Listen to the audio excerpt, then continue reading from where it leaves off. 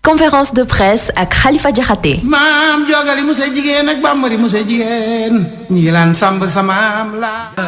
nuyu naa leen Sénégal di sàkku ñaan ci lii ñuy tàmbali yàlla matale ko muy seen yëfi bopp ndax bu jëkkoon dañuy nemeeku ne doomu aadama yi nga xam ni ñoom ñoo yore ay ndombo tànk ñoom ñooy o taskatu xibaar yi wax leen la nga xam ne moom la ñu bëgg ñu àgg ko askan wi ñu indi si ak coppite fekki leen delloo leen seen yëf li ngeen moom mooy baat bi ngeen am ci réew mi loolee waral conférence de presse képp koo xamante ne nii doomi réew mi nga bëgg réew mi lu koy jëme kanam képp koo xamante ne nii fi nga juddoo am nga si ab cër kon conférence de presse moo leen di ngeen teew wax li nga xamante ne mooy seen joote ba ñi ko war a mën a dégg am ci saafara daal di ko ci indi niki noonu tamit ubbil nañu bunte yi mbooleem ku yore ndomba tànk ci réew mi nga wax la nga xam ni moom la ñu la dénk nan nga ko yore ak lan la askan di xaar ci yow kon loolu mooy solo waxtaan wi nga xamante ni moom mooy conférence de presse nëga ni tey la ñu koy door si kàttanu borom bi di ko wëyal ba fa wëyam rek di ñaan rek mu jëm kanam ba conférence presse doon loo xamante ni waa Sénégal dinañ si gis seen bopp ni ki tey ji la ñuy tàmbalee lu askan wi solo woo la mooy am ndox dafa doon loo xam ni fii ci réewum Sénégal neme ko nañ si ay jafe-jafe yooyu lee dana jur yenn yi ñu toog ayu bés ba si ayu bés ak lu tegas lëf du ñu gisam ndox si yenn koñ yi loolu yi doon loo xam ni méngawul ak maana ndax Sénégal bokk na ci Sahel ñi fi ëpp réserve d'eau ba tax na loolu dafay doon loo xam ne daal du méngoog maana waaye ñi fi toogandi ñu dénk leen réew mi ka ñu yor dénk lépp du ñoom ci makkaanum ndox mi ne dafa bëgg a jël mbeex mi muy ndoxum géej mi daal di dindi xorom si ngir daal di fexe ñu naan ndox moomulee loolu nag mooy solo bu waxtaan wi njariñ li nga xamante ni am na ko bu dee mu nga ca leneen li mooy yàqu-yàqu xamante ni dana ko faral di jur loolu mooy lay solo bu waxtaan wi tigi amoon nañu yéene rek mu teew fi moom Ada Ndaw mi nga xam ni moom la ñu dénk lépp lu jëm ci wàllug projet boobule fii ci réewum Sénégal waaye Ada Ndaw nee ne dafa am yeneen yitte yoo xamante ni ca la ne ba mënut a teew ci émission tey bi niki noonu tamit makkaana joriñ ji ñoom it dañu nekk seen i yitte ba mënuñoo teew waaye antenne bi ubbil nañu leen ko ñi fi teew tey ak man mooy kii di Mamadou Bachir Diallo ñu gën ko xam ci Bass Diallo moom environnementaliste la maanaam am njàngam ak xam-xamam dafa jëm ci lépp lu jëm ci mbirum kéew gi gàncax geex lépp loo xam ne rek moom moo ñu wër keneen kii moom mooy Mouhamadou Guèye bokk ci mouvement bi ñu Y'en a marre ab teewaayam fii du lu yanu maana ndax moom bokk na ci ñi nga xamante ni boole woon nañu leen ci tukkib Oman bañ doon gaarali usine dessalement ngir mën leen wax ne Sénégal bu fi ñëwee dana doon njariñ kon mbokk yi ñu ngi leen di nuyu tey conférence de presse dama si ànd saa su ne ak samay naataango tey ki ma si àndal moom mooy soxna Aminata Ndong mi ngi Maram Ndiaye danañu fekk si léegi ñu ànd ci waxtaan wi ci ndimbalal suñu technicien bii di Saliou Dem daal di feggoog Pierre Dieng ngir dégtal leen li di conférence de presse ñu war koo tàmbali tey ji ak lu am solo mooy xamal leen ana lan mooy dessalement eau de mer ka nga xam ni moo ñu koy jukkil indil ñu si photographie mooy suñu nattaango bii di Awa Diop kon mu xamal leen ak loolu ñuy oowee dessalement d'eau de mer balaa ñuy sóobu ci waxtaan wi. Conférence de presse ak Khalifa Diakhaté. maam jogali musa jigéen ak bambari musa jigéen.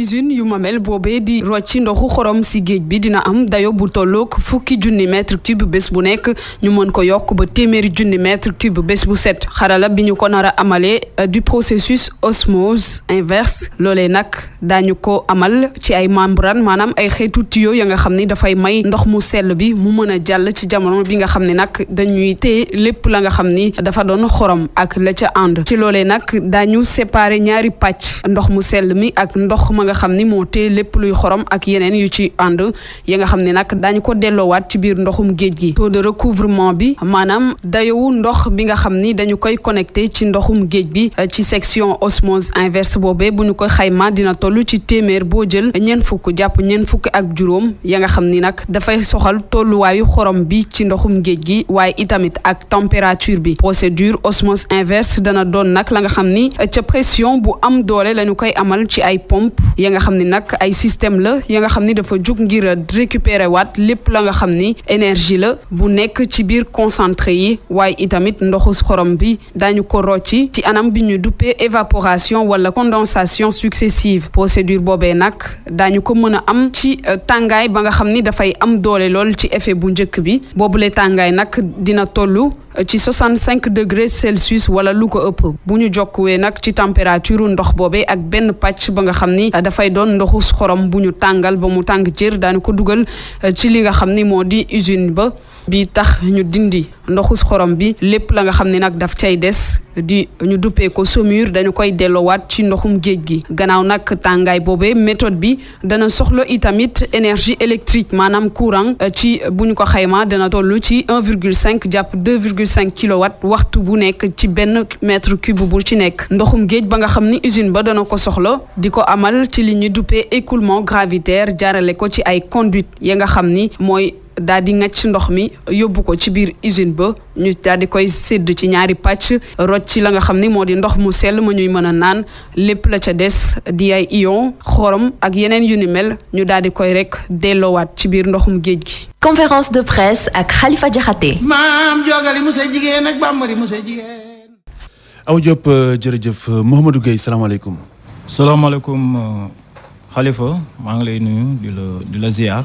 Mouhamadou Bachir Diallo environnementaliste. salaamaaleykum Khalifa maa ngi lay nuyu di la ziar si invitation. Aminata Ndong salaamaaleykum. waaleykum salaam Khalifa Diakhaté salaamaaleykum auditeurs yu iRadio 90.3. très bien kon dégg nañu li nga xam ni Awa Diop leeral na ko ci wàllug usine de dessalement bi lan lay wundu waaye ginnaaw ba am nañu fi ku ci amoon njàng am ci xam-xam bu fekkente ne am na lu ñu ci war a mën a mottali Mamadou Bachir Diallo lan lay doon.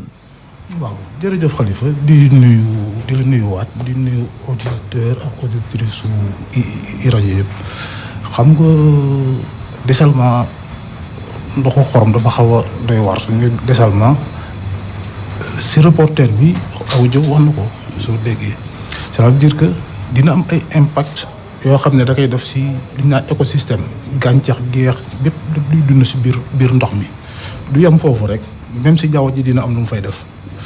du yem foofu rek même sur le plan économique dina am lu mu siy def ndaxte dafay cher mais soo gisee ñu wax ne usine de dessalement bi ñun Sénégal man dama ne est-ce que soxla nañ ko sax est-ce que soxla nañ ko parce que soo xoolee Sénégal am nañ 1750 kilomètres de fleuve 1750 kilomètres de fleuve sans compter lac yi sans compter nab yi nga xam ne surtout waxuma la Dakar fii rek Dakar ak Thiès cela veut dire que Dakar suñu ne Dakar au niveau de la zone des Niayes am na nab bu doy waar bu fa nekk. bu ñu xaymaa lépp dañu mën a toll si 400 000 milliards de mètres cubes d'eau. ala kulli haal voilà soo xoolee ne loolu noonu bon est-ce que ñun Sénégal toll nañ foo xam ne dinañ désaliniser ndox mi pour di ko jëfandikoo. man jàpp naa ne tollaguñu foofu parce que ñi soxla désaliniser ndox.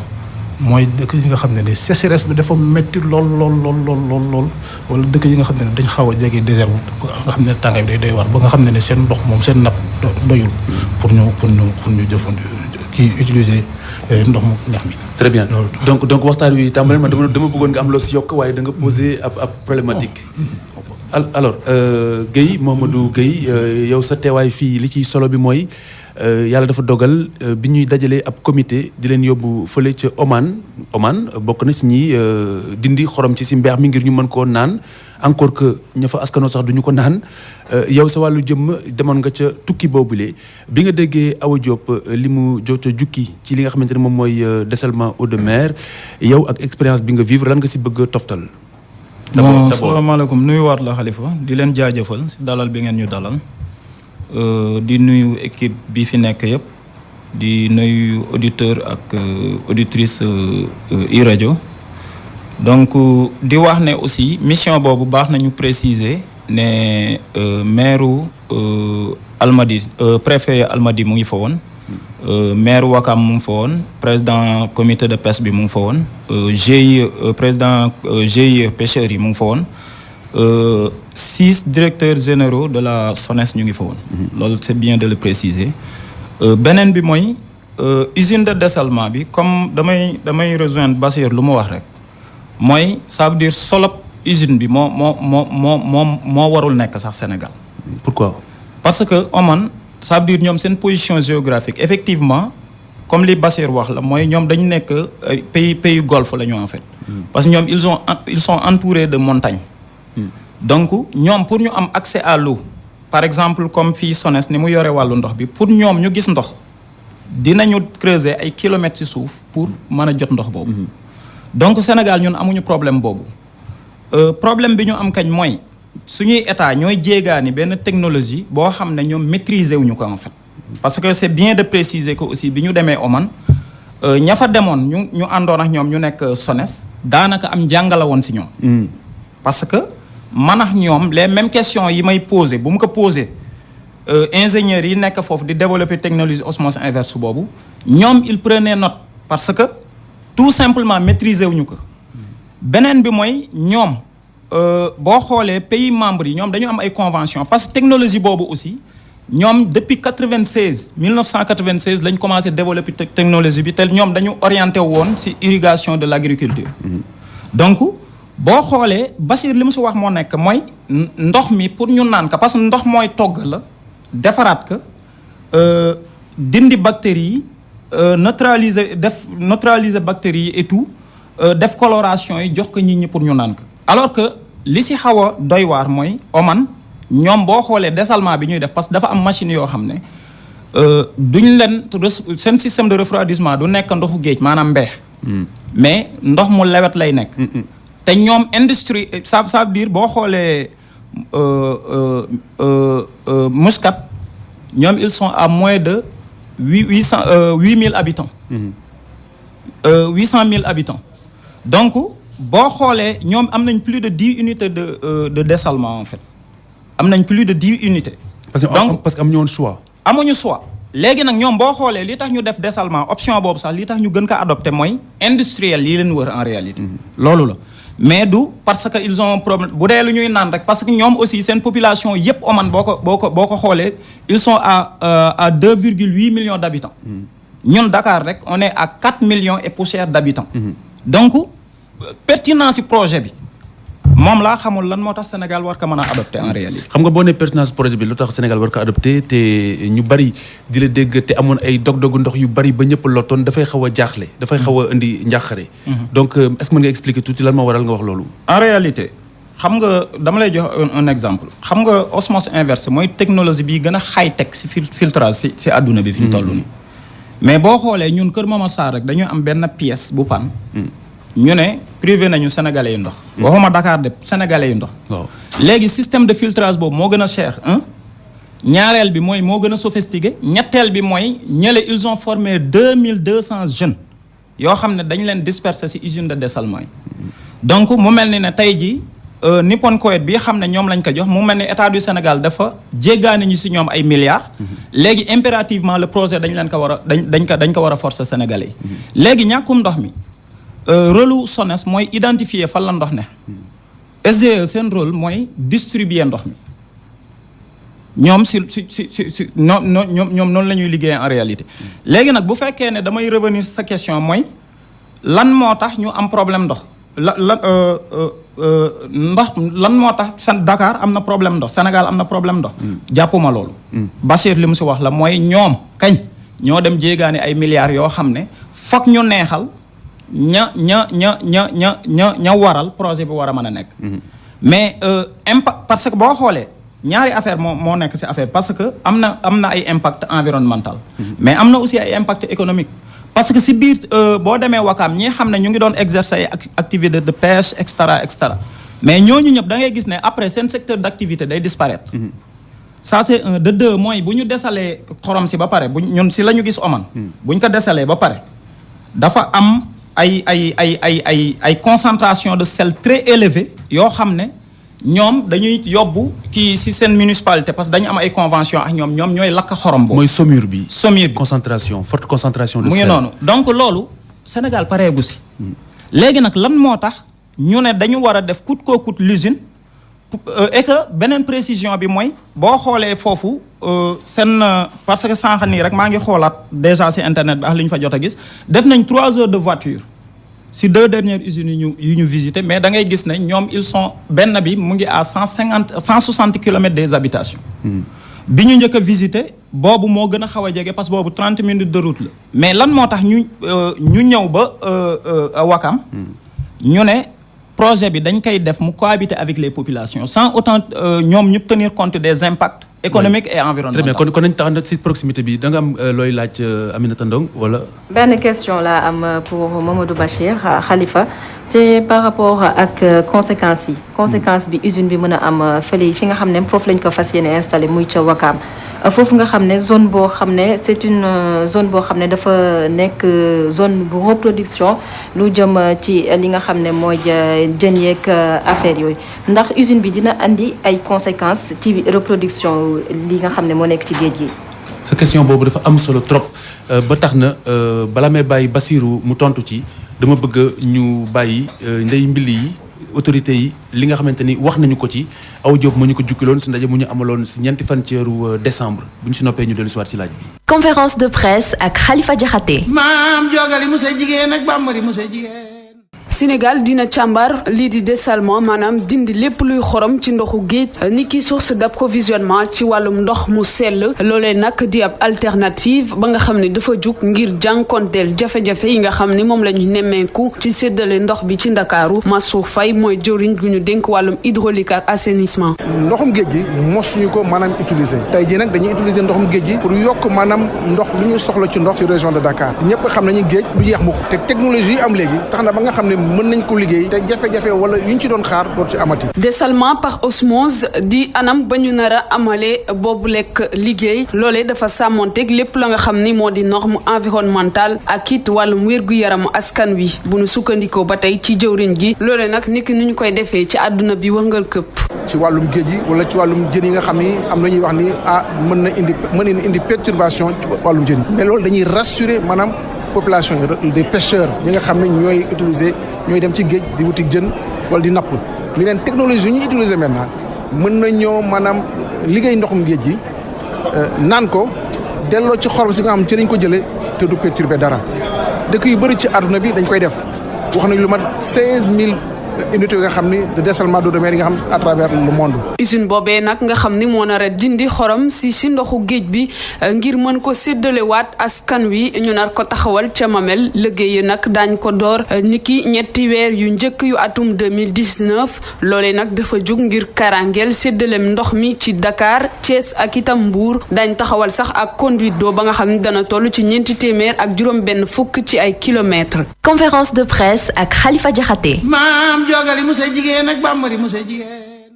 Awa Diop jërëjëf mu mel ni Aminata Ndong jëwriñ ji tontu na ci sa laaj léegi ñu bàyyi Mouhamadou Bachir mu tontu ci.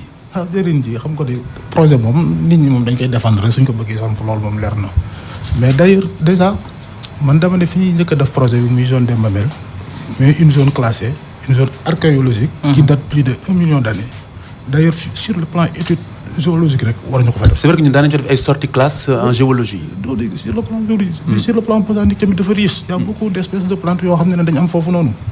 am na ay mag yu bëri yoo xam ne actuellement université lañ nekkoon ce sont des professeurs retraités nañ sax mais soo xoolee seen i recherche ak seen i kii fa lañ ko doon defee.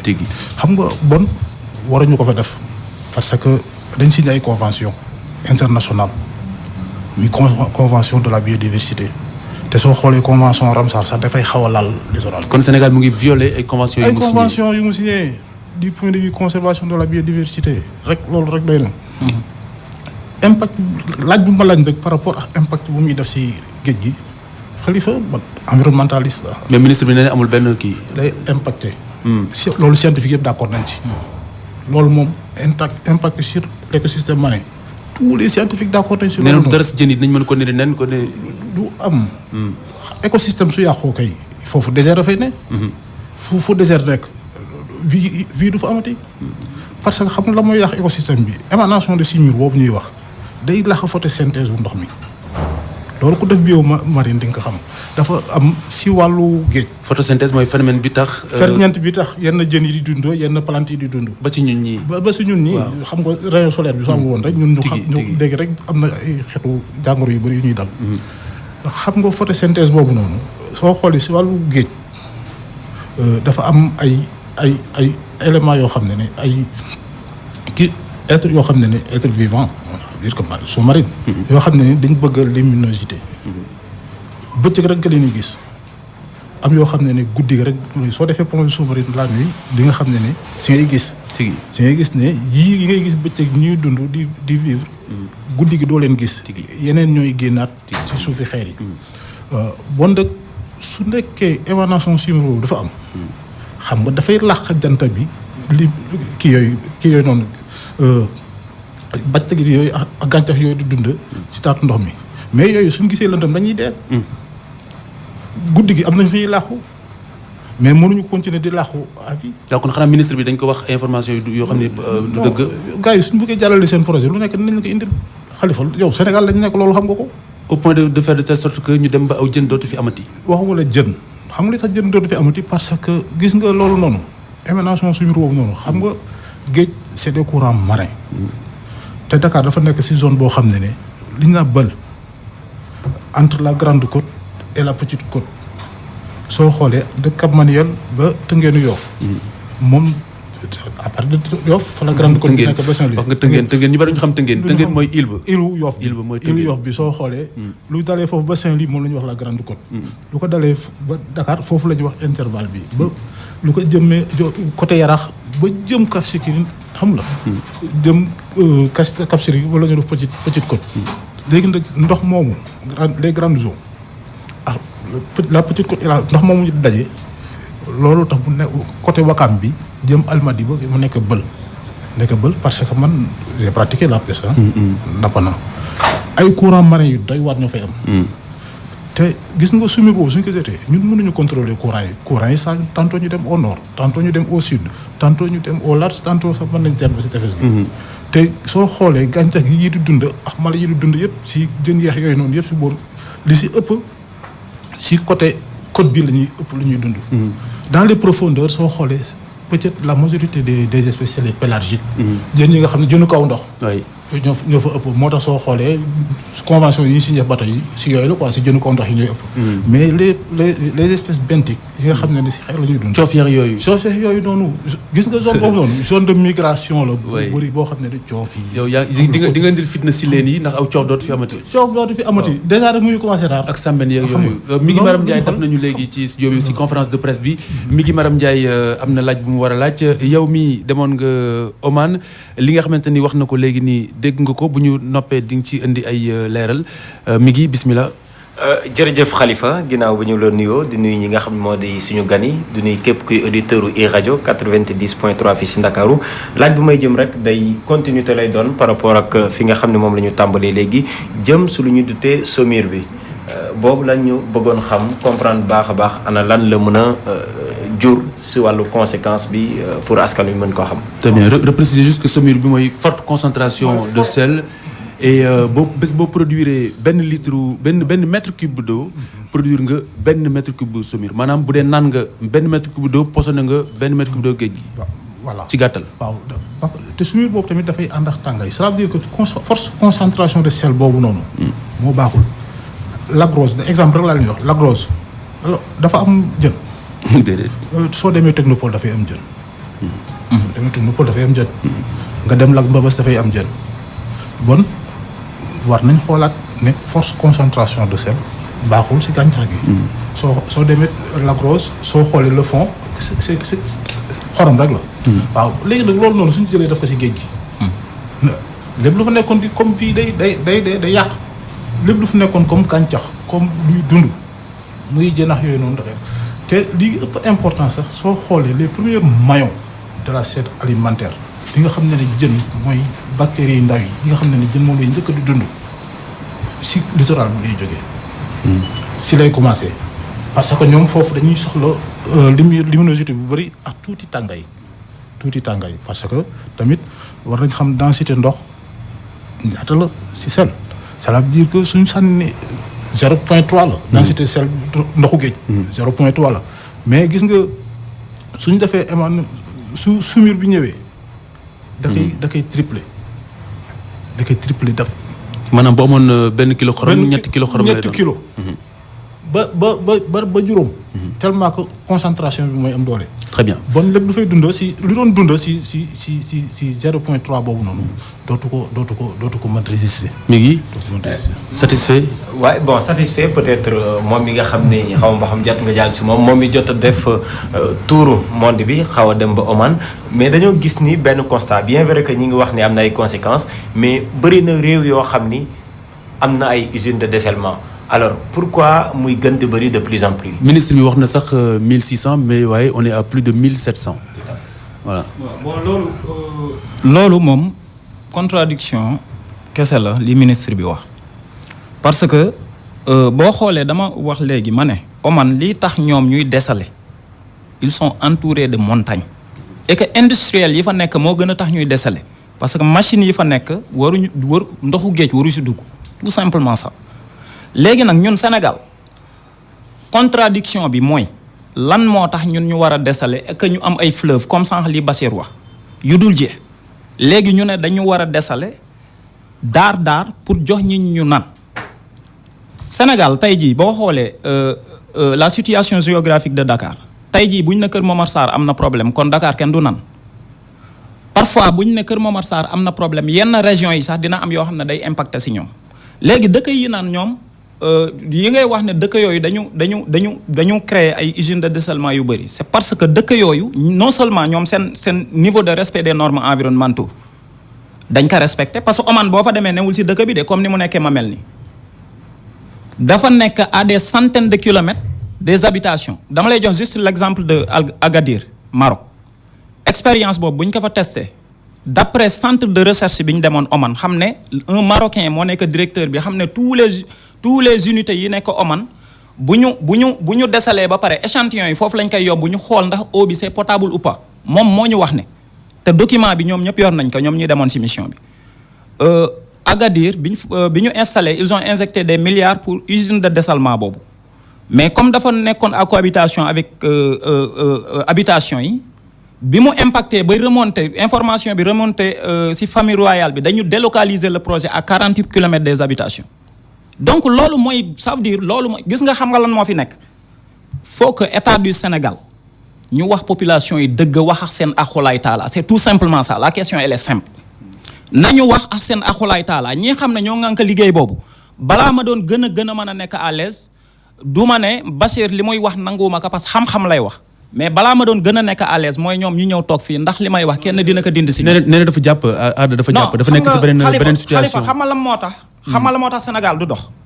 tey jii nii usine de dessalement bi ñoom ñu ngi def ay spot di wane ne usine bi démarré na et cetera lii opportunité la woon pour ñoom ñu wax mais bu fekkee ne lu SONES li mu toll yëpp wala ministère de l'hydraulique li mu toll yëpp amul kenn ku ñu si mën a déployer pour mu ñëw si émission bi ça veut dire que question bi ni mu sensibiliser ça leur intéresse même pas. mais attends dafa am benn wax bu kii wax léegi bu Bachir wax léegi bu am solo mooy mbirum jën yi ak fa ñu war a nenee bu nax saayee aw nen dootul am bu nen amul jën dootul am waaye délégation bi nga xamante ni yow bokkoon nga ca boole woon nañ ci ay nappkat yu bàyyi ko Wakaam waa nappkat yooyu noonu xanaa bi ngeen demee waxuñu leen ni saumure bi day rey jën ndax waxuñu leen ni dafa am produit toxique yoo xamante ne day yàq géej gi. xam nga Khalifa bu fekkee ne da ngay yóbbu ay nit ci genre mission yi demee noonu war nga mën a yóbbu sax au moins koo xam ne moom xam na sax lan la ñuy wax comment nga si dire Wakaam yëpp boo ko wëree di nga fa génn ay environnementalistes yoo xam ne ñoom bu ñu ñëwee techniquement dinañu mën a wax ne lii mooy lii mais koo xam ne pêche artisanale lay def ak koo xam ne président GIE la parce que ñoom ils ont bien choisi ñan ñoo war a dem man nag comme li ma leen waxoon fële mooy dew ma fa woon pour servir de décor wala def tourisme ñibbi sa waat mais ñooñu est-ce que bi ñu fa jógee wane nañ seen satisfaction seen xel dal na ci usine bi ñu ne mën nañ kaa pour xamal la sax ne ñoom li ñuy def teguñu ko ci sérieux pourquoi envoyé wu ñu la presse privée RTS moo fa newoon RTS tous les déclarations yi xam ne par exemple def nañ ko lu ci bëri dañ ko charcuté man sama déclaration li ci jàll matul une minute. Guèye da nga bëgg a wax ne dañu yebal ab délégation pour ñëw wax leen lu dul dëgg. non tey jii boo demoon par exemple def nañu ay reportages yoo xam ne kilométrage bi boo ko xooloon dépassé na 40 minutes. ñëpp def nañu ay interview mais tey jii li ñu wane RTS te man sax maa ngi élément bi liñ si wane lépp boo ko tënkee bu ñu wanee Aada Ndaw bu waxee 5 minutes. Mohamed Gueye day wax 30 secondes. ça veut dire importance su li ñu war a wax bëgguñu mu fes. waaw léegi yow li nga mënul woon wax yëpp mën nga kaa wax tey si rajo bi dafa mel ni Diallo am na lu mu si waroon a yokk. man Wakaam laa dëkk Wakaam nga Wakaam laa dëkk te samay famille yëpp ay mool lañ. ñu choisir foofu ñu dem. yow xanaa yëgoo woon dem gi. doo yëg dara. ma seedeel Sénégal ne maa ngi soog a xam ni Wakaam nga dëkk yàlla xam na ko. man Wakaam laa judd gis nga tefes Wakaam foofu. tefes Wakaam doo dégg nee naa la mool la samay famille mool lañ. merci Aminata Ndong c'est Aminata Ndong moo la déniché. non dama lay wax rek. way xam nga lépp moom muy ma def reconversion. dama def une évaluation en 2000. gis ne ressources marines yi ñu ngi wàññeeku. ma dem Île Madeleine nekk fa comme volontaire parce que Île Madeleine zone de reproduction la et de frayeur balaa nit ñi di ko yàq ma ñëw foofu di bokk ci conservation bi loolu ma def environnementaliste ça veut dire que maa ngi si bëgg a yàgg maintenant 18 ans yàlla dimbali na ma am fa ay formation yu bëri comme en biomarine et en plongée mais dama ne Wakaam laa dëkk fa laa juddoo fa laa màggee fa laa xam samay ay mbokk ñi muy wax noonu. xam naa leen bu baax a baax daa nga gëti. ba léegi nii damay gëti. ba léegi nii ñi muy wax ni xam naa leen bu baax a baax a baax a baax. waaye yéen nappkati Wakaam ñu yóbbu leen ba foofu wan leen ngeen ñëw ne seenam xel dal na. wala demewul day am lu xew si suuf ya tamit Xalifa sama grand yooyu xam naa leen samay mag lañ samay goro lañ xam naa leen bu baax. xam nga li ñuy wax fii tey si dafa rëy li tax mu rëy mooy lu mel ni Sénégal lu mel ni ab usine te li ko lal yëpp waroo ak dëgg ñu koy jaay askanu Sénégal. waaw loolu dafa doy waar. dinaa la indilaat beneen affaire sax gis nga état bi politique am bi dafa jàll sax liñ naa ay kër Momar Sarr kërëb ni pénurie d'eau boobu bi ñu koy def yëpp maa ngi naa sama xarit bi di ko saluer au passage Omar Diagne nekk lii yëpp c'est pour faire passer le projet. c'est des techniques. da nga foog ne dañu couper ndox mi pour mën a taal usine bi. Ça fait partie de leur stratégie pour faire passer le projet parce que xaalis bi moo bëri. 137 milliards de francs CFA 137 milliards dafa bëri. loolu état bu soxla xaalis du ko bàyyi mu dem. dina def les moyens boo copte. ba si yàq géej gi. waaw lor askan wi non ñoom géej gi yàqu seen yoon nekku si du ñuy moom. peut-être est-ce que jën ñuy lekk sax xam nañ fi muy jógee. comme li Mouhamed wax noonu. mais peut-être balaa ngaa fi nga toll neen rek parce que da nga ni mun naa am koppar googu moom moo tax ñu bañ mu bàyyi mu dem mais Sénégal dafa doon réew moo xam ne Xalifa nemmeeku nañ ni jamono ji pétrole mi ngi fiy feeñ. te réew yu bëri am pétrole am nañ fay usine de dessalement. est-ce que tamit nekkul loolu moom moo tax état bi soobu si ñu bañ di leen tuumaal kese. sa question boobu est-ce que mën naa la si tontu si ni mu gënee kii. dama lay jox un exemple.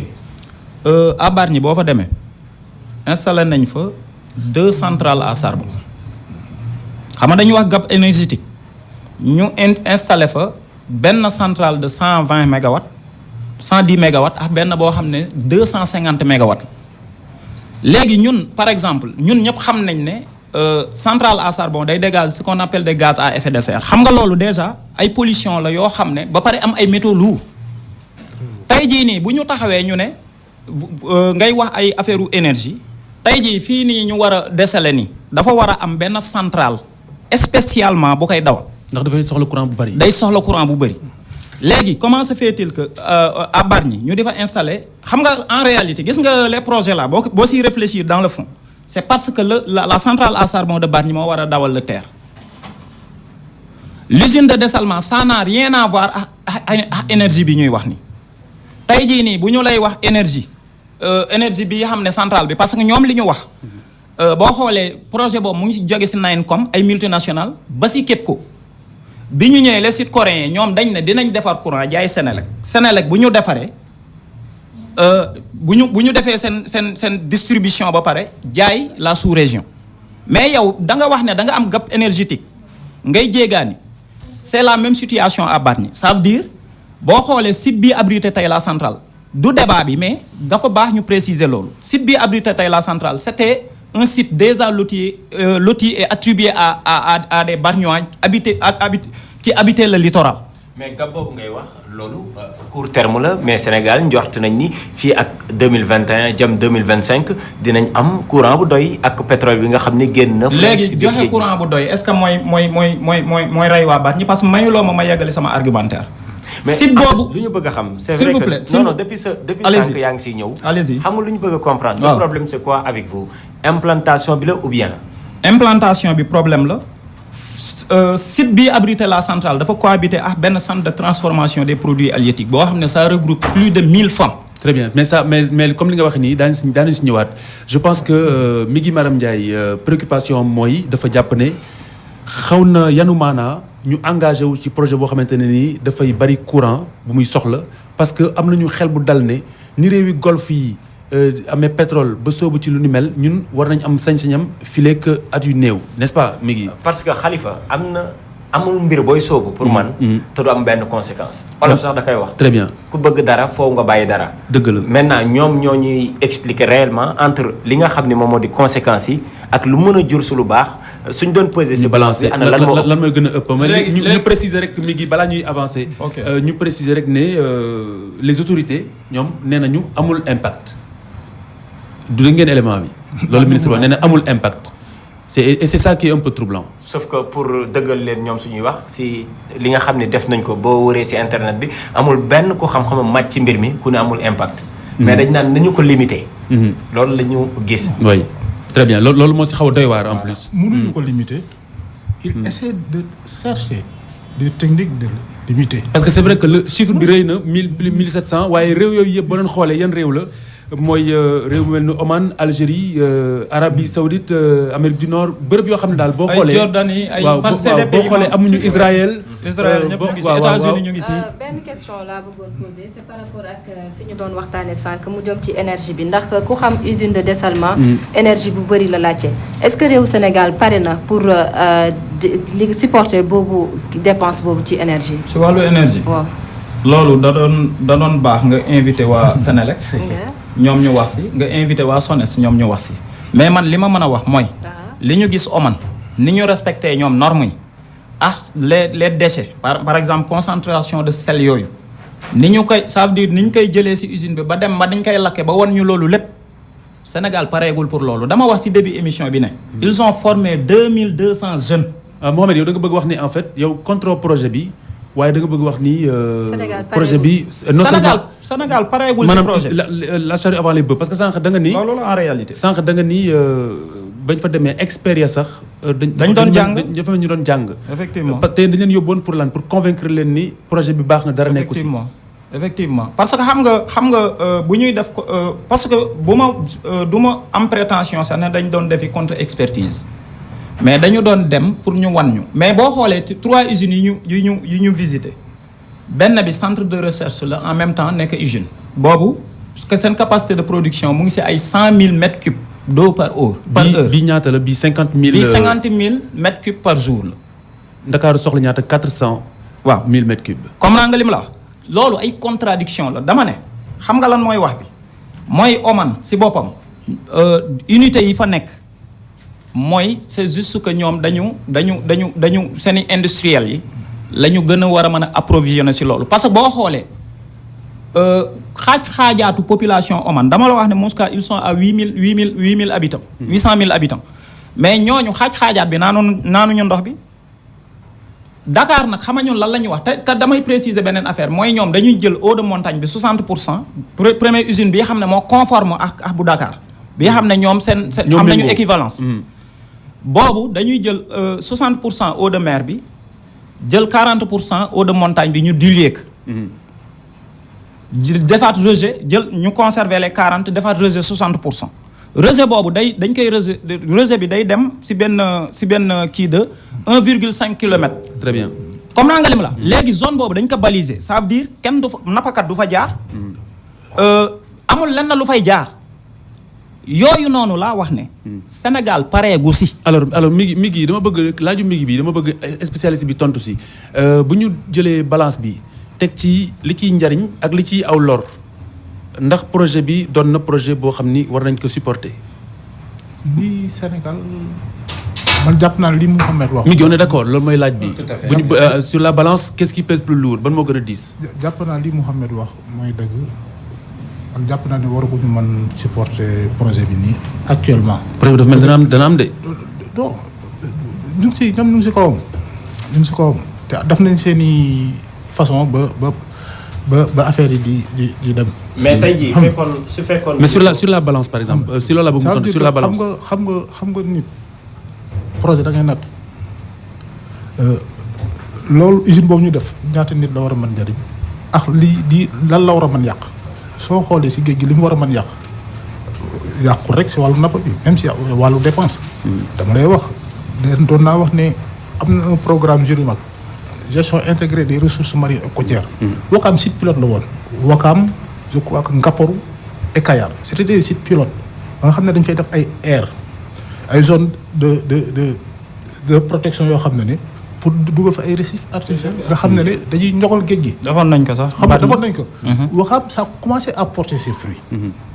Ouakam ça a commencé à. mais sànq yaa ngi wax waxu saumure bi am na produits toxiques yu ñu ne tamit dañuy jóge si usine bi loolu nu muy demee. waaw xam nga yooyu yëpp suñ ko versé si géej gi yàq bi day gën a law.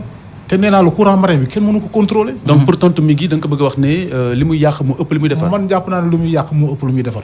très bien parce que lu muy yàq du yàqal waa Ouakam rek mais dama jàpp ne dina dem ba laal Soumbédioune laal Ngor laal Yoff mën na sax àgg ba ban ñi kii ça veut dire que parce que loolu mënul contrôler. mënoo ko soo gisee ñuy baliser foofu noonu loolu noonu. c'est parce que zone boobu noonu ku fa napp tamit doo jàpp. ku fa napp doo jàpp te toxicité ndox mi mooy waral loolu noonu duñ bëgg nit di fa jege parce que kii bul fàtte ñun Sénégal dañ signé ay convention yàggul rek gars yi demoon nañ COP 24.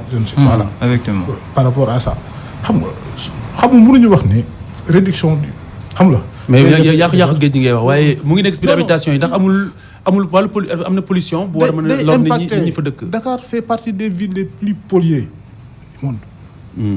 waaw su nekkee da nga def usine boo xam ne day émettre gaz pollution bi day gën a bëri. l'air est lourd te ñun lu ñuy nooy si ngelaw li si am oxygène bariwul.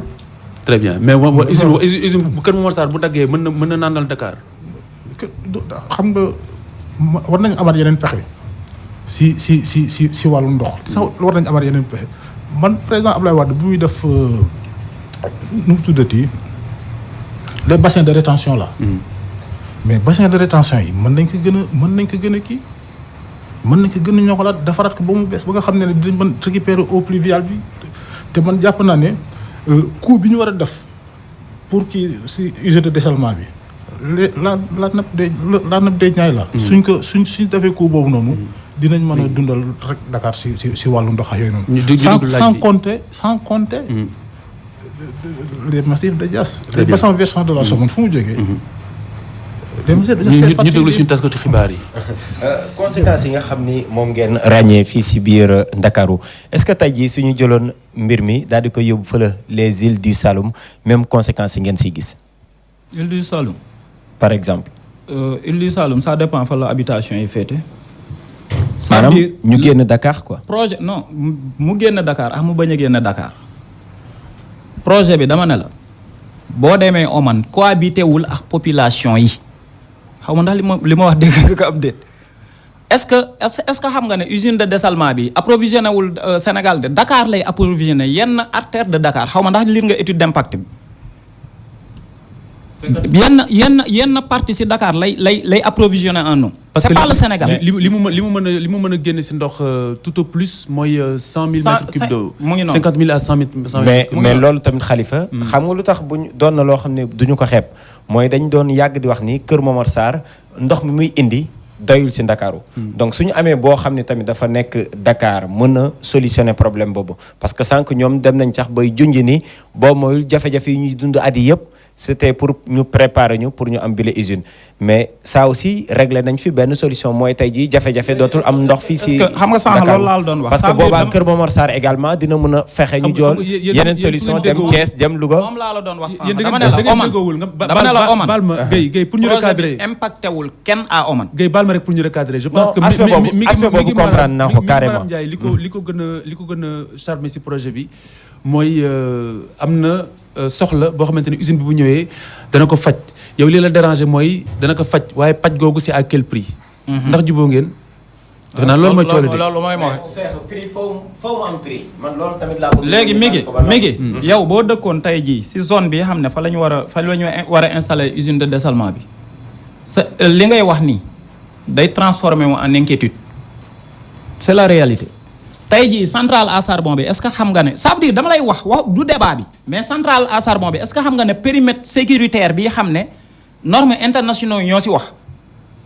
am na benn quartier bu tudd Minam bu nekk ci biir emprise sécuritaire bi est-ce que xam nga loolu tey jii nii boo demee Wakam c'est sûr et certain que proximité projet bi fi ñu ko implanté ak population yi ak impact yi ñu war a subir tey jii nii bu fekkee ne dañ ne la centrale fu mu am day dégager ay gaz à effet de serre day am ay métaux lourds ci jaww ji day planer c'est des radioactifs loolu noonu nga gis ne zone yi mu am yépp dugal ci internet bi nga interroger ñaata nit la centrale à charbon di rey par an des milliers de personnes en Chine en Allemagne etc.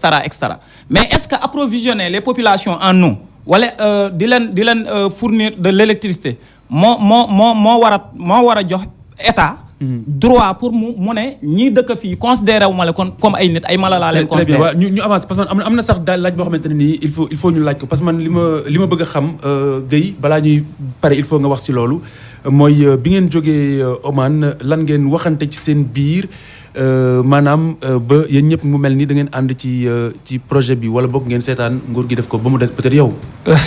allez Guèye mademoiselle Ndong da nga am looy la madame Ndong pardon madame Ka. voilà Khalifa man ci li ma doon wax. ma fàttali ñu ngi ci conférence de presse tous les jeudis sur iRadio.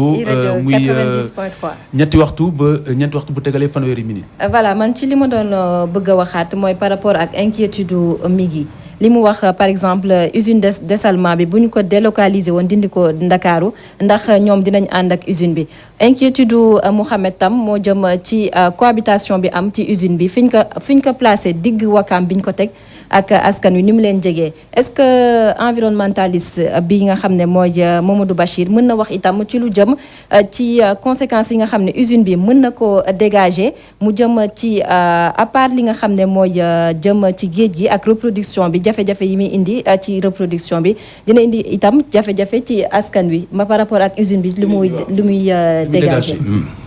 waaw dinaa waxaat tuuti nit ki rek suñ ko yóbbuwoon détat du Saloum foofu c'est une réserve de biosphère ba nag suñ ko yóbbuwoon détat du Saloum c'est une réserve de biosphère.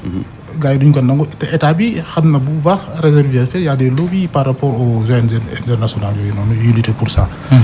dañ ko xoolaat ça veut dire que su ko ñooñu nanguwulee rek bon warul ñu koy mën nangu fii. wala tax ONG nangu ko fii.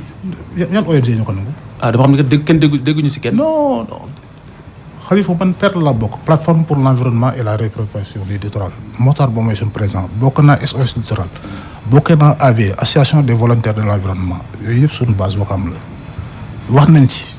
yàgg nañ ci wax. maa ngi dégg ONG bu mel ni WWF ñoom dañu ne usine de dessalement ci àdduna bi tendance la c'est très bien ñoom dañuy c'est très bien waaye c'est très bien à deux conditions.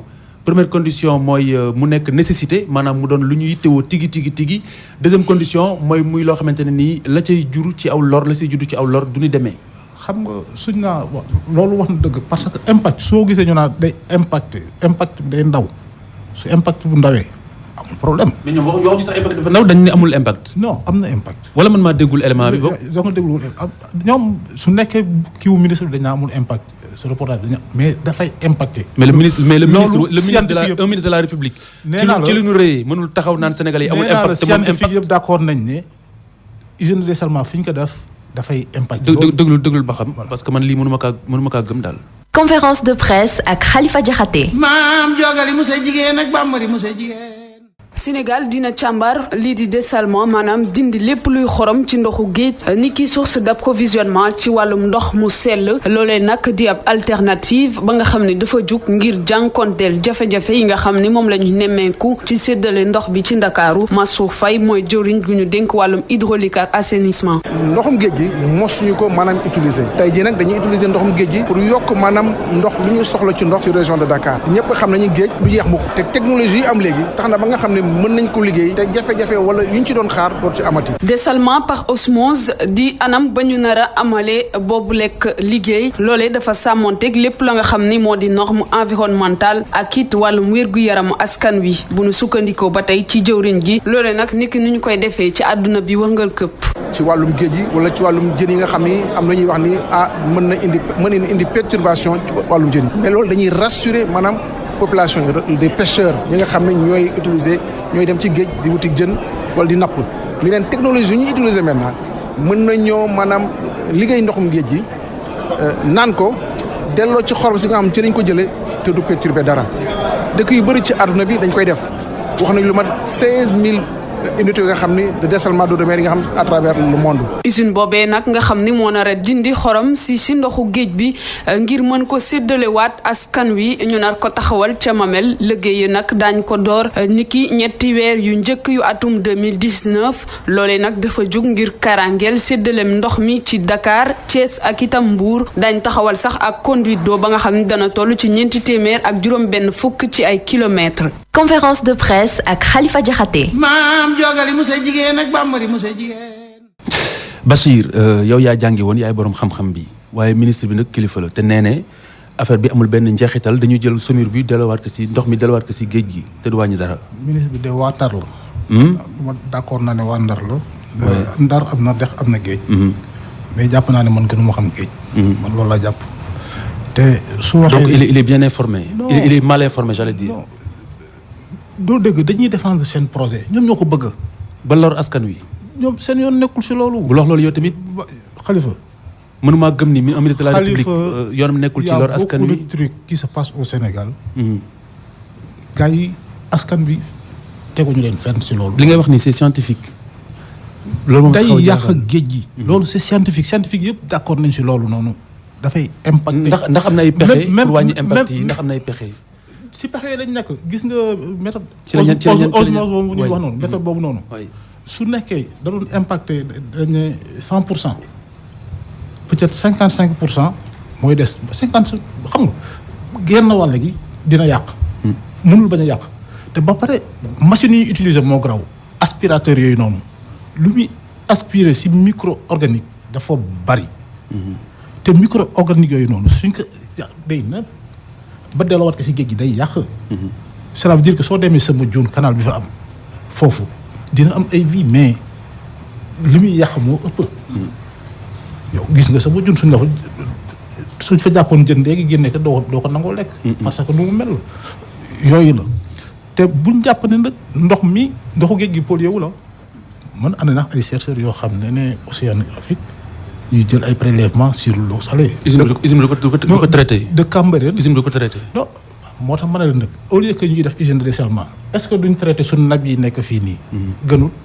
gënul yomb. loolu laa wax est-ce que gënul yomb. alors mi ngi da nga am laaj wala ñu avancé. waaw laaj bi ma siy dem rek si bés bopp si mbir moom wax na ko léegi nee na liggéey yi door na maanaam daanaka. mois de mars la ñuy wax lancement bi c'est waaw mois de mars c'est ça. maanaam liggéey bi door na mooy. tey jii état bi sooy xool parewul pour dellu ginnaaw par rapport ak dogal bi nga xam ne jël nañ ko ndaxte def nañ lancement bi ba mois de mars lañ ko war a commencer mais ndox moomu war a génn si usine bi yow mi nga xam ne sa xam-xam da see màcc est-ce que doon na lu baax tamit ndox mi amul conséquence ndox moomu. ndox moom nañ ko traité dina baax mais li mu doon am si solo xam nga wàllu ndoxu géej dafa am ay composition am na presque 11 nutriments yu si nekk yoo xam ne dafay jëriñ nit si wàllu organisme ndoxu géej rek simple nii 0.3 boobu ñuy wax. dinañ ko traité suñ ko traité dina am yu si manqué parce que tàngaay boobu noonu dafa am yeneen yu muy rey foog ñu minéraliser ko. pour que ndox mi pour ñu mën ko naan. ndox mi mën baax. léegi li muy posé mooy question acceptabilité sociale bi. moo tax Oman ñu bari duñ ko naan donc est-ce que le cas peut se produire au Sénégal. mën nañ ko naan mais dafay seer si doomu aadama yi ñii tax ñuy utiliser ndox mi bokk. comme ñoom ni ñu koy waxee souvent naa la le bas peuple et autres est-ce que dinañ amuñ njëg pour jënd ndox moomu. parce que 183 la actuellement prix social bi war a dem ci 2000 ba 2000 bu ñu ko jaayee. loolu moo tax ma ne est-ce que nit ñi dañ ko attan pour jënd ko ñii taxoon ñuy def manque ndox moomu ñii taxoon ñuy créer usine boobu noonu pour mettre est-ce que loolu jar na nañ am njëg boobu noonu njëgu jënd ndox moomu noonu. loolu moo tax ma ne sur le plan économique day impacter même sur le plan économique. nit ñi ba pare du dem du point de vue entretien. mais question li ma bëgg a xam mooy question entretien bi kii junj na ko léegi Mouhamadou Gueye mais li Ndong laaj li Aminata Ndong laaj tontogoo si ba nëgër ni yan lor la mën a jural askan wi nga xam ni ñoo dëkk ci pegg ba. xam nga géej filtre la. filtre la dafay filtrer air bi ñu mën ko noyyi mais su nekkee nag dañ fa def saabu kii nu mu tuddati central bi dina dégager ay microbactéries. yoo xam ne ni si jaww ji la nga noyyi ko cancer mën na fa am. ay asthme yooyu yëpp. si ngelaw ñii dëkk Wakam ñii dëkk Ndakaaru lay wax. parce que après c'est l'air ngelaw li mënuñu ko contrôler. parce que day tourbillonner fu nekk lay dem comme ni ñu mënul contrôler les courants marins dafa am loo xam ne ne moo tax war nañ ko xoolaat léegi nag loraange boobu noonu mën na ko indi si askan wi sur le point santé. te xam nañ ne xam nga tuberculose ay asthme yooyu noonu lu muy rey si kii dafa xaw a bëri. très bien xam nga. très bien loolu yeneen ku lay indi ci wàllu paj mi donc ba tey si wàllu impact économique def si wàll yi. alors mi ngi ba amul beneen laaj wala Aminata ma enchaîner ak laaj bi ma doon denc ba nëgër nii. acca demal après ñuy dugg si laaj bi mooy bi ngeen demee Oman Mouhamadou Gueye bi ngeen demee Oman ba jógee fa xam nga da ngeen demoon nemmeeku ji ngir xool ndax doy na leen dañ leen pour convaincre leen bi ngeen noppee ba pare xanaa waxtaan ngeen ci seen biir pour xool ndax mbir mi baax na wala baaxul ndax bu ngeen ñëwee Sénégal di ngeen ko supporter wala di ngeen ko ŋàññ loolu laa bëgg nga xam njeexital li lu mu doon rapport am na. rapport bi lu mu wax en fait dafa waroon a am comité de suivi. loolu mooy lii amoon en tout cas li ma la mën a wax mooy. yow yaa teewaloon société civile bi. waaw man bi ma jógee Oman ba tey. message bi ma jot mu jóge ci chef de mission bi muy Ada Ndaw. on vous remercie d'avoir participé à cette mission. ci nangam. ba tey jotaatuma benn mail te li ñu waxoon mooy day am benn comité de suivi boo xam ne dañ ciy impliquer les populations yi xam ne ñoom ñoo abrité le projet. ñu nekk durant tout le long du processus ñoom ñuy suivre di xam lan la ñuy nasax lan la ñuy nocc loolu mooy benn ñaareel bi mooy jeudi bi passé am na benn ingénieur française boo xam ne Nippon Koet la ne ñun bi ñu ñëwee Oman le lendemain lañ fekk foofu ñoom ñoo fi installé usine bi consultante la ñëw na fi depuis jeudi. fii si Ndakaaru si Ndakaaru on s'est eu au téléphone avant muy quitter bi mu ñëwee envoyé na un message. wax ma ne mu ngi fi certainement ñàkkul ne li ngay wax ne ñoom dañu am ay ndaje xaw ma foofu la nekk mais man waxtaan nañu échanger nañu ma wax ka ne ba tey jii par rapport au comité de suivi li xam ne waxante woon nañ ko yëpp ak population Wakam parce que man dew ma fa woon pour di ça veut dire comme amoon na ñoo xam ne wàllu nguur lañ féete man dama demoon taxawee wàllu askan bi. délégation bi ñan la woon. délégation nga fàttali ñu ko. délégation bi. Ada Ndaw moo nekkoon chef de mission moom. mooy chef de projet mooy chef de projet ba pare moo nekk le directeur de la planification de la SONES. moo fa doon teew waaye dafa am gàllankoor. comprendre nga y avait 6 directeurs généraux ak ay kii de département yu nekk ñoo xam ne carrément waa SONES la. y avait le maire de Wakam y avait le président comité centre de pêche bu Wakam ak président GIE xaw ma comité de pêche bi. À part loolu y avait les journalistes de la RTS.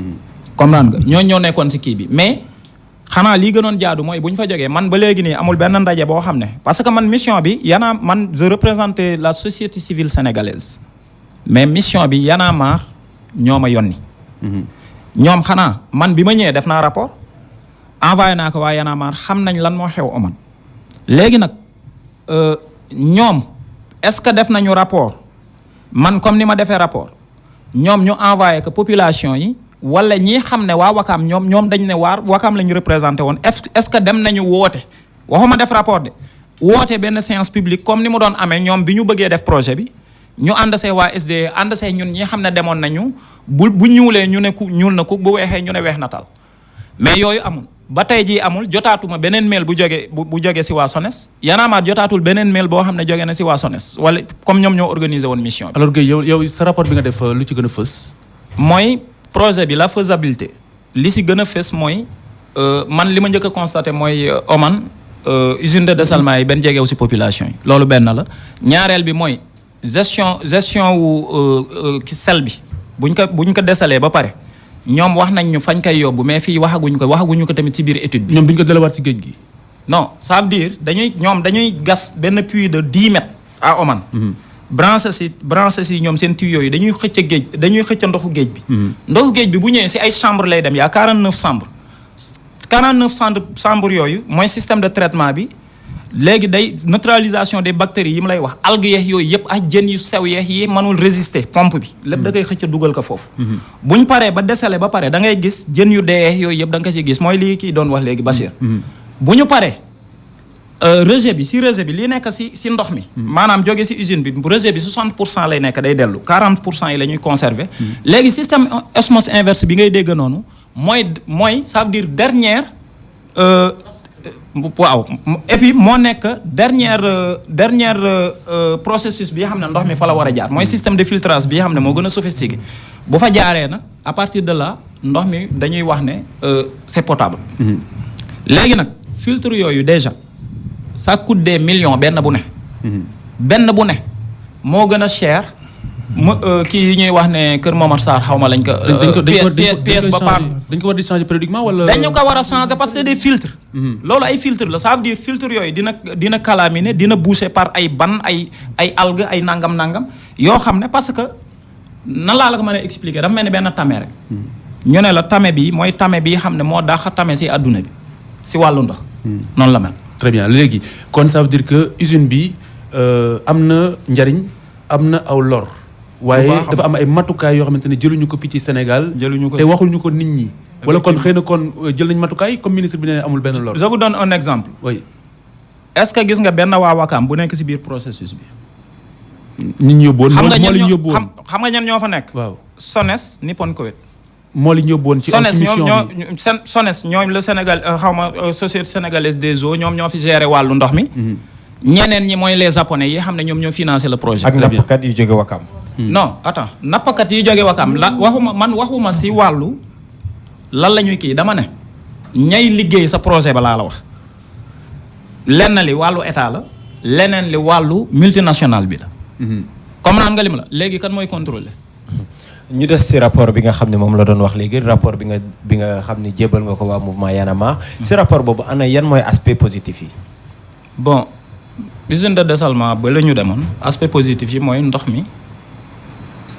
Oman parce que bii ñamaguma seen ndox Oman biñ ko defaree ba pare joxe nañ ko ñi ñu nan est-ce que comprendre nga lim la amul benn jafe-jafe mais dama ne man li may gën a insister mooy projet bi faisabilité bi baaxul étude de projet bi waroon nañ ci gën a waxtaan parce que boo xoolee affaire bi coow li gënee bëri. Miki comprendre naa sa question de man sama inquiétude laa lay wax. non xam naa baax xam nga sa inquiétude depuis le début de l'émission moom ngay wax askan wi. mais il est bien également ñu équilibré nga wax ñu également fekkee am na ay points positifs. ñu xam après askan wi ñoom ñu mën a àtte avant ñuy jóge Oman nan nañ si ndox mi. maanaam ñoom boo demee si centre de recherche yi dañ lay jox échantillon comme ni ma toogee fii waa iRadio jox ma ndox ne ma naanal.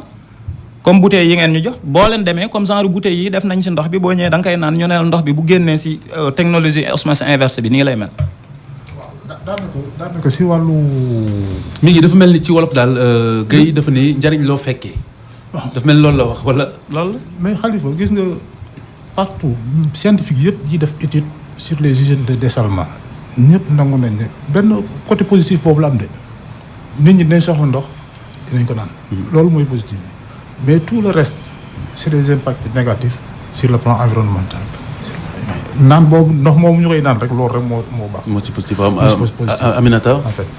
au fait man Khalifa benn question laa bëggoon rebondiraat par rapport ak li Mouhamed Gueye wax mu jëm encore ci li nga xam ne mooy coût bi dañ ne 135 milliards la. 135 milliards yooyu ñu nar koo dugal ci usine boo xam ne ci gis-gisu Mouhamed moom dafa jàpp ne usine bi bu ma reprendre li mu wax. moom li mu gis ci usine bi li ci baax mooy seulement liñ ko jox ci Oman mu testé ko mais li mu gis li mu jot a wax fii yëpp lépp dafa jàpp ne du baaxul ci askan wi ndax emplacement bi baaxul étude de projet bi baaxul est-ce que 135 milliards yooyu ñu ci gis-gisam ba tey ñu jël ko dugal ko ci projet boo xam ne yow da nga jàpp ne li mu nar a indi nekkul loo xamante ne lu jaar yoon la. ñu préciser na bor la bu jógee fële au Japon. voilà mu nar a nekk taux d'intérêt de remboursement bu néew. voilà ci loolu laa bëgg a ñëwaat. nekk tam taux am ay taux d'intérêt yoo xamante ne ndax askan bi dañoo jàpp ne xaalis boo xamante ne dañoo war a comprendre li nga xam ne mooy bor la ak li nga xam ne mooy budget. ndax buñ la joxee koppar du seulement que ni dañ la koo may. dafa di loo xamante ne da nga ko war a rembourser te dafa am intérêt aussi. donte bariwul. voilà donte bariwul donte aussi ci askan bi la jëm. est-ce que ñoom jox nañ leen information yu war yéen bi ngeen demee pour xool projet bi est-ce que jox nañ leen information yu war ci coût projet bi ak naka lañ ko fas yéene defee. amuñu information boobu information bi ma ñëwee Sénégal laa xam coût projet bi.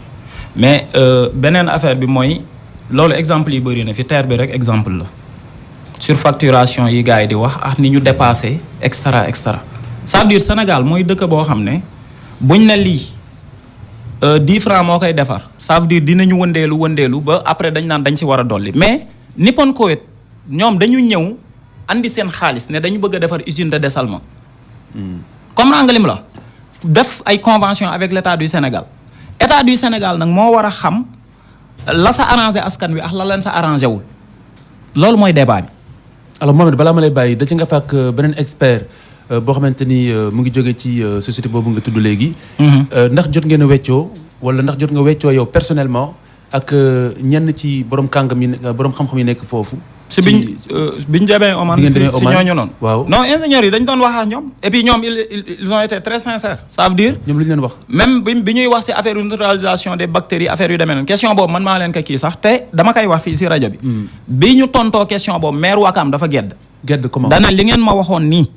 ban question la ak lan lañ ko mooy parce que man dam na leen ne léegi comme fii zone industrielle la bateau yi dañ fiy jaar bu ñu yebee pétrole mu tuuru si kaw géej gi moto kii bi comment dirais tuyaux yooyu xëcc ko dugal ko si biir usine bi yéen nan ngeen mën a neutraliser loolu ñu ne loolu defaguñu technologie boobu ñoom.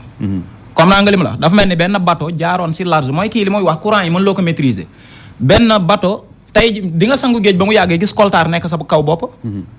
di nga jekki sangu géej ba mu yàggee gis ay huile nga nin mais yooyu day duggaale si biir usine bi loolu bi mu leen ko laajee mënuñu si wax lu leer maire Wakam laaj délégation SONES bi fa ne ñuy xoolante mu ne non comme lii leerul sama bopp da ngeen ne amul benn lor mu génne loolu moo tax sax suñu première visite bi forclos loolu dama koy préciser fii te si rajo lay waxe bi mu génnee gedd gars yi wax ak moom mu ne leen ne projet bi man dama ko opposé wu woon mais lii tax ma d'accord ci projet bi mooy da ngeen woote waat rassurer population yi ma woote conseil municipal ñu valider le projet.